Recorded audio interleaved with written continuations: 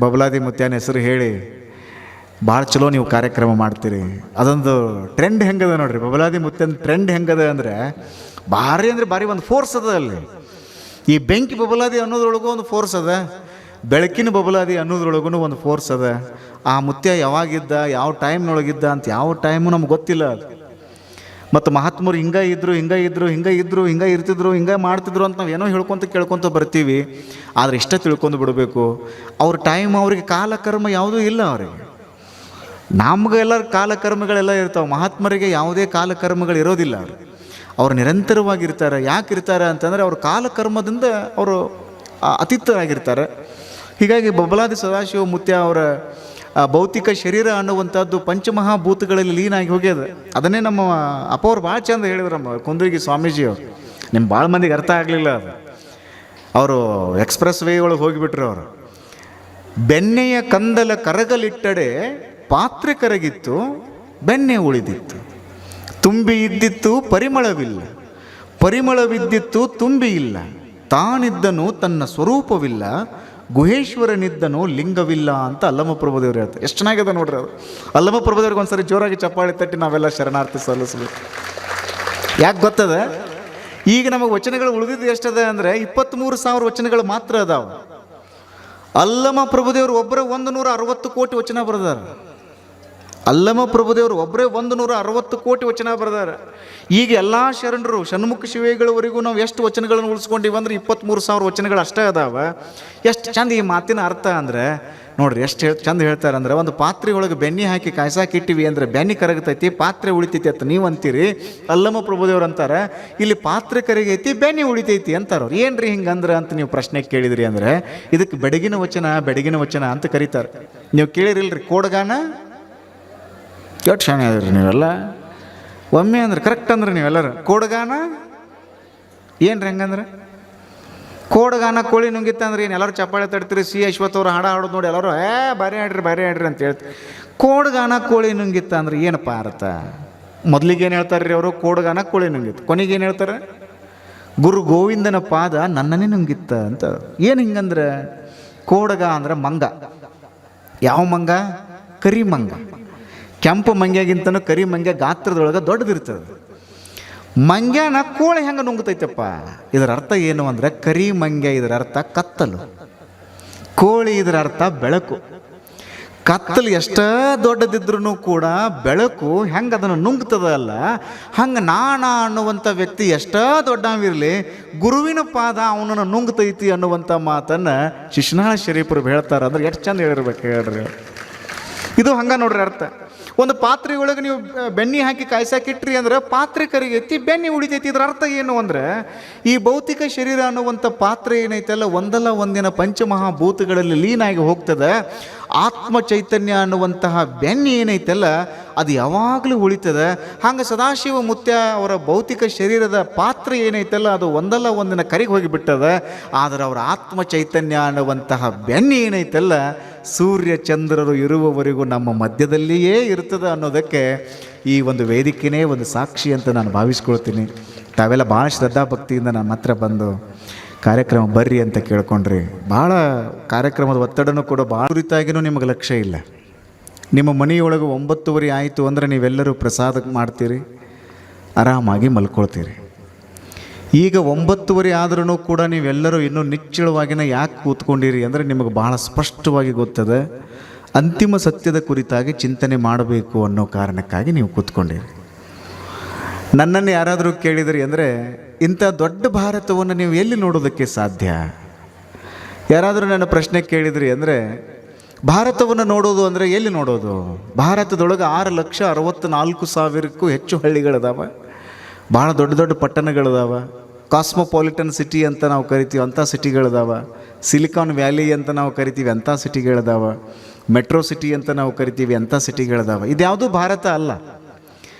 ನೀವು ಭಾರತವನ್ನು ನೋಡಬೇಕಾಗಿತ್ತು ಅಂದರೆ ದೆಹಲಿಗೆ ಹೋದ್ರಿ ಅಂದರೆ ಅಲ್ಲಿ ನಿಮಗೆ ಭಾರತ ಕಾಣಿಸೋದಿಲ್ಲ, ಅಲ್ಲಿ ಕಾಣಿಸೋದು ವಾಯು ಮಾಲಿನ್ಯ. ನಿಮಗೆ ದೊಡ್ಡ ಭಾರತವನ್ನು ನೀವು ನೋಡಬೇಕಾಗಿತ್ತು ಅಂದರೆ ನೀವು ಬೆಂಗಳೂರಿಗೆ ಬಂದ್ರಿ ಅಂದರೆ ಅಲ್ಲಿ ನಿಮಗೆ ಭಾರತ ಕಾಣಿಸೋದಿಲ್ಲ, ಅಲ್ಲಿ ಕಾಣಿಸೋದು ಟ್ರಾಫಿಕ್ ಜಾಮ್ ಕಾಣಿಸ್ತದೆ. ನಿಮಗೆ ಮುಂಬೈಗೆ ಹೋದ್ರಿ ಅಂದರೆ ಅಲ್ಲಿ ಭಾರತ ಕಾಣಿಸೋದಿಲ್ಲ, ಅಲ್ಲಿ ದೊಡ್ಡ ದೊಡ್ಡ ಕಟ್ಟಡಗಳು ಕಾಣ್ತವೆ. ಚೆನ್ನೈಗೆ ಹೋದ್ರಿ ಅಂದರೆ ಅಲ್ಲಿಯೂ ನಿಮಗೆ ಭಾರತ ಕಾಣಿಸೋದಿಲ್ಲ, ಸಮುದ್ರ ಕಾಣಿಸ್ತದೆ.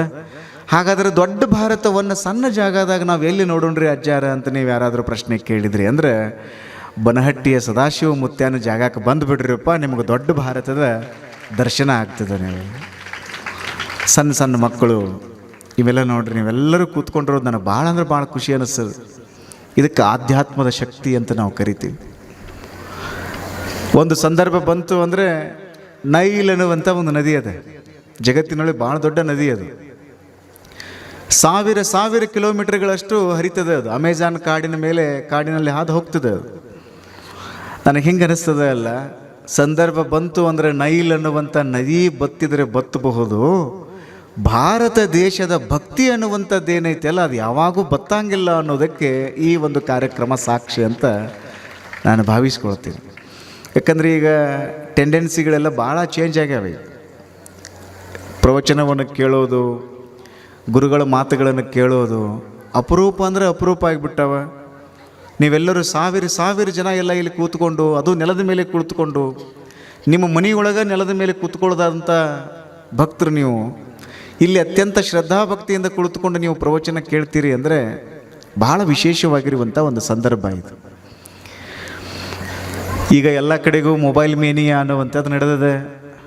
ನಾನು ಮೊನ್ನೆ ಒಂದು ಮ್ಯಾಗ್ಝಿನಲ್ಲಿ ಒಂದು ಸುದ್ದಿ ಓದ್ತಿದ್ದೆ. ಜಗತ್ತಿನೊಳಗೆ ಒಮ್ಮೆ ಟಕ್ ಅಂತ ಎಲ್ಲರ ಮೊಬೈಲ್ ಫೋನ್ಗಳು ಬಂದಾಗಿಬಿಟ್ರೆ ಏನಾಕತ್ತಪ್ಪ? ಒಬ್ಬ ಸೈಕಿಯಾಟ್ರಿಸ್ಟ್ ಬರೀತಿದ್ರು, ಹಂಗೇನಾದರೂ ಜಗತ್ತಿನೊಳಗೆ ಎಲ್ಲರ ಮೊಬೈಲ್ ಫೋನ್ಗಳು ಟಕ್ ಅಂತ ಒಮ್ಮೆ ಬಂದಾಗಿಬಿಟ್ಟವು ಅಂದರೆ, ಒಂದು 15 ದಿವಸ ಏನಾದರೂ ಹಿಂಗೆ ಕಂಟಿನ್ಯೂ ಆಯಿತು ಅಂದರೆ 170% ಮಂದಿಗೆ ಹುಚ್ಚಿಡ್ತದೆ ಅಂತ. ನಿಮಗೆ ಬರೋಬ್ಬರ ಅನಿಸಿರ್ಬೇಕಿದು.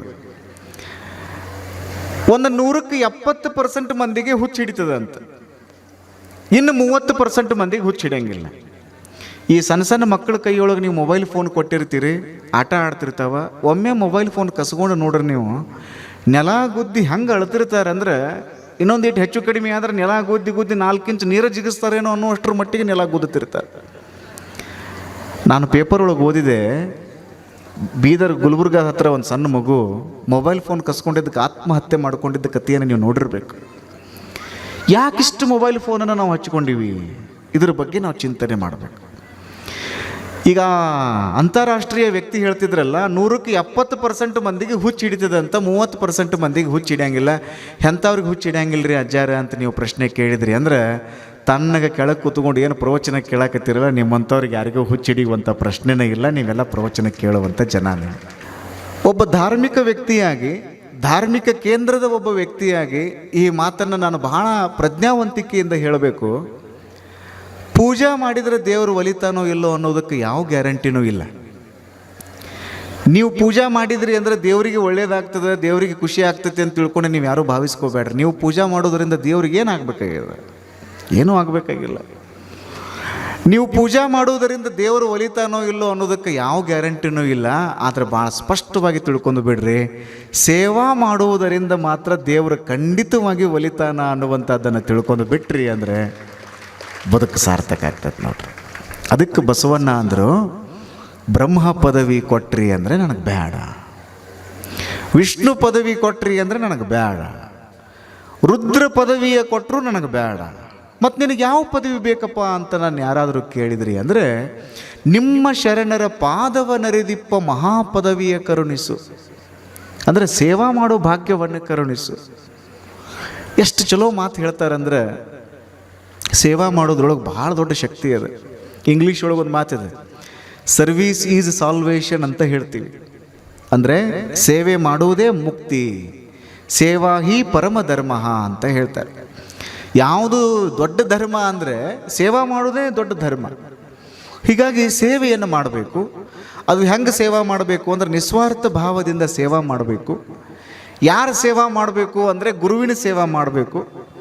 ನಮಗೆ ಯಾರೋ ಅಪ್ಪ ಅವ್ರ ಗುರುಗಳು ಇಲ್ಲರಿ ಅಂದರೆ ನಾನು ಒಂದೇ ಮಾತು ಹೇಳೋದು, ನಿಮ್ಮ ಮನೆಯೊಳಗಿರುವಂತಹ ತಂದೆ ತಾಯಿಯಂದಿರ ಸೇವೆಯನ್ನು ಮಾಡಿಬಿಡ್ರಿ. ನಿಮ್ಮ ಮನೆಯೇ ಒಂದು ಮಹಾಮನೆ ಆಗಲಿಲ್ಲ ಅಂದ್ರೆ ಬಂದು ನಾನು ಕೇಳ್ರಿ. ಇಷ್ಟ ತಿಳ್ಕೊಂಡ್ಬಿಡೋದು. ಇದನ್ನು ಭಾಳ ಗೋಜು ಮಾಡಿ ನೀವು ಹೇಳ್ಕೊತ ಹೋಗಿಬಿಟ್ರಿ ಅಂದರೆ ಭಾಳ ಜಟಿಲ ಹಾಕ್ಕೊಂತ ಹೋಗಿಬಿಡ್ತದೆ. ಒಟ್ಟು ಎಷ್ಟು ಸಾಧ್ಯದ ಅಷ್ಟು ನಿಸ್ವಾರ್ಥವಾಗಿ ಸೇವಾ ಮಾಡೋದನ್ನು ನೀವು ರೂಢಿಸ್ಕೊಂಡು ಬಿಟ್ರಿ ಅಂದರೆ ಬದುಕು ಬಂಗಾರ ಆಗ್ತೈತಿ ಅನ್ನುವಂಥ ವಿಚಾರವನ್ನು ನಮ್ಮ ಪೂಜ್ಯನೀಯ ಗುರುಗಳವರು ಇದುವರೆಗೂ ಬಹಳ ಸಾಧ್ಯಂತವಾಗಿ ತಮ್ಮ ತಮ್ಮ ವಿಚಾರಗಳನ್ನು ಹಂಚಿಕೊಂಡರು.